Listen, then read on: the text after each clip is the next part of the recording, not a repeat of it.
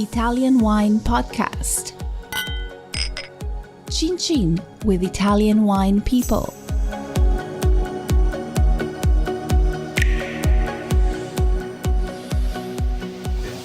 Start again. Hello. This is the Italian Wine Podcast. My name is Monty, Waldin. My guest today is Sabatino di Properzio. Hi, Sabatino. Where are you? And what is the name of your estate? Sorry? Where are you? And what is the name of your estate? Which part of Italy are you in? Yes, I am in Abruzzo, very close to Pescara. That is the largest town on Abruzzo. The name of the company is Azienda Agricola Binomio. Why is it called Binomio? Two names. Why two names? It's a strange, it's a very strange history, because this is a partnership between me, that I'm the owner of La Valentina in Abruzzo, and a great friend of mine, Stefano Inama of Inama Azienda Agricola in Veneto. We bought a very old, today is a 47 years old vineyard in 1998, and we started this kind of collaboration. Okay, so Binomio is two names. Some people Yes, would say it's, that... you know, in Italian sound like two names, but the real meaning is an algebraic terms, a mathematical terms that means two elements together. Brilliant. Okay. Now, some people would question your sanity. You're working with the Montepulciano grape, which is not especially disease resistant. Per esempio, like Pecorino is very resistant. It can suffer from water stress. It's susceptible to oidium, powdery mildew, and it ripens very late and sometimes unevenly. Are you crazy or not? No, I'm not crazy. I'm not crazy. You know, Montepulciano is a very, it's a very widespread varietal in Abruzzo, but there are different kind of how you can manage it, looking to the quantity or looking to the quality. The vineyard of Binomio is a very old vineyard, 47 years old. It's 4 hectares. And in this vineyard is planted an historical clone of Montepulciano, very rare. The name is Casauria, or in a dialect, in slang, is Africa clone, because the form of the bunch remember the form of the continent, and is a very low-yield varietal. In fact, for this reason, all the other producers decided to change the clone. So we are the only seller, the only producer that make a Montepulciano from 100% of this clone. And his natural ripeness is reached in the second half of October. So we don't do anything of particular to obtain high quality and low yield Montepulciano. So how did you get the vineyard? Did you buy it? This is another strange history, because with Stefano we started the collaboration in 1998 at the beginning with grapes coming from my vineyard. So we make the first experiments with my grapes. But we had the occasion to buy this small parcel, because I already knew the vineyard through a friend of mine, an enologist that before worked with the old owner. So we had the occasion to buy it, and we do soon to give more concrete to the project. Yeah, you bought it at auction, didn't you? Nobody else wanted it, and you very cleverly bought it. Yes. And you've ended up with a fantastic vineyard. Yes, because the old owner went bankrupt, and all the property have been divided in several parts. And fortunately, only a small part. One auction was only for this particular vineyard. So a very small part. So when you're making the wine, how do you make sure that you get the best from the Montepulciano grape? What is the strategy in winemaking? The strategy starts, of course, from the vineyard, and with a very patient and long work in the vineyard, trying to do everything to obtain the best safety that is possible at the right point of maturation, of the phenolic maturation. So we make all the work that are necessary in the vineyard. Our wine starts from the grape. Okay, and your vineyards, I think, are either organic or they're close to organic. They're grassed, yeah?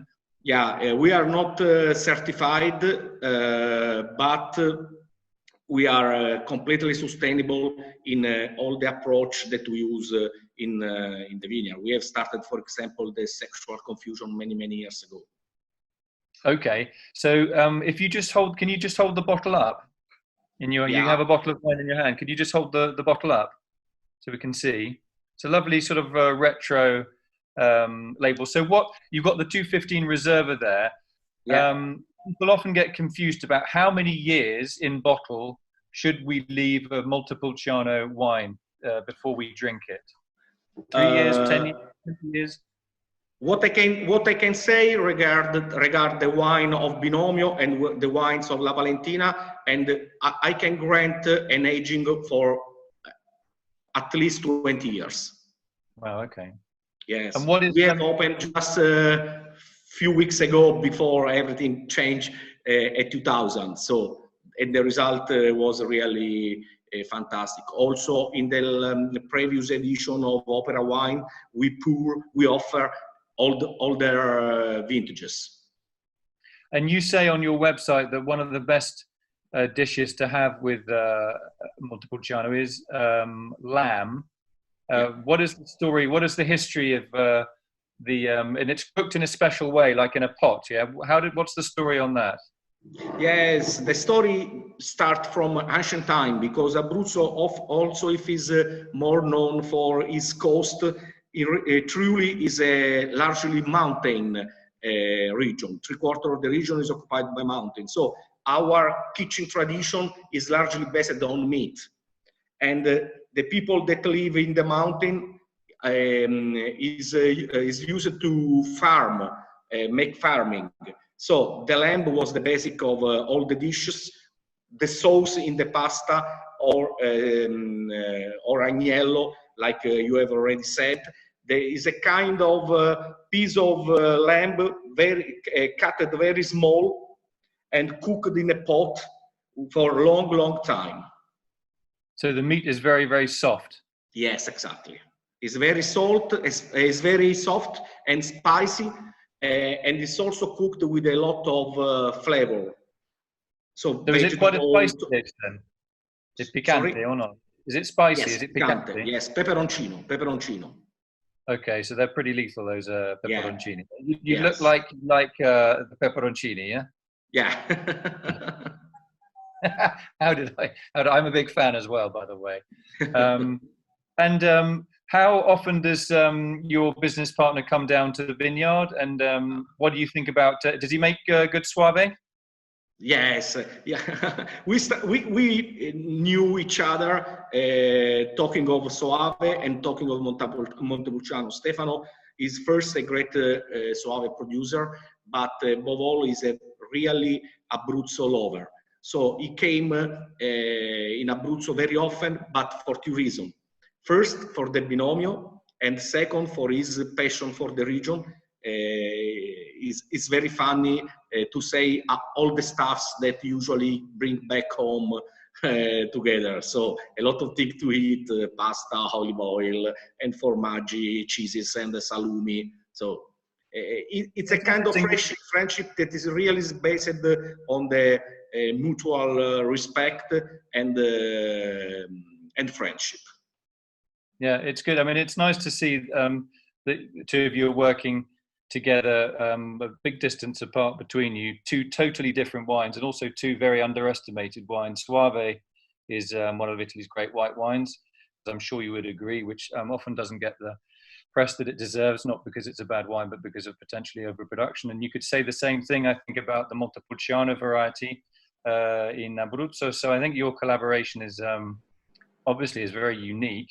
And but you seem like you have a lot of fun doing this, and a crazy idea that you meet somebody in a wine fair and you have a business project.